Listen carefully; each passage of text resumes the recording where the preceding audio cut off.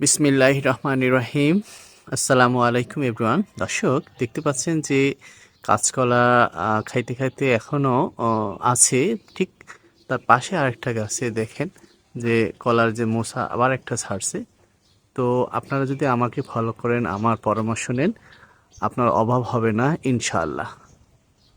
দর্শক আমি পরামর্শ দিই, তো বাড়িতে যতটুকু জায়গা আছে একটু সবজি করবেন। দেখেন আমি এখানে পেঁপে গাছ লাগিয়ে দিয়েছি, পেঁপে ধরেছে। তো এখান থেকে আমার সবজির যে চাহিদা সেটা পূরণ হয়। আমার পরামর্শ নেবেন, আর্থিকভাবে আপনি সচ্ছল থাকবেন, সঞ্চয় করবেন, আমার পরামর্শ নেবেন। আরও বিস্তারিত কিছু তথ্য আপনাদেরকে দিচ্ছি।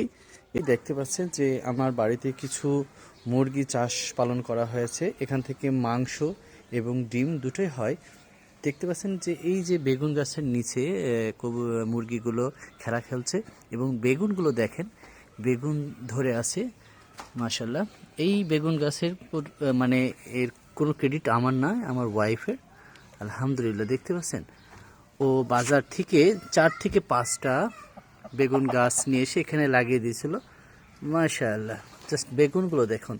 এখান থেকে আমি বেগুন ভাজি, বেগুন ভর্তা, বেগুন রান্না, এমনকি এই যে রমজানে যে বেগুনের সেই চাহিদাও এখান থেকে দেখতে পাচ্ছেন যে পেঁপের চারা লাগিয়ে দিয়েছিলাম। দেখেন এখানেও পেঁপে ধরেছে। রোদ পর্যাপ্ত না পাওয়ার কারণে গাছ তেমন মোটা হয়নি। দেখতে পাচ্ছেন যে এই যে ছোট্ট একটা গাছে পেঁপে ধরেছে। তো আমার বুদ্ধি পরামর্শ নেবেন, টাকা সঞ্চয় করবেন। এখানে দেখতে পাচ্ছেন এখানে একটা গাছেও পেঁপে ধরেছে, খুব মোটা পেঁপে ধরেছে দেখতে পাচ্ছেন।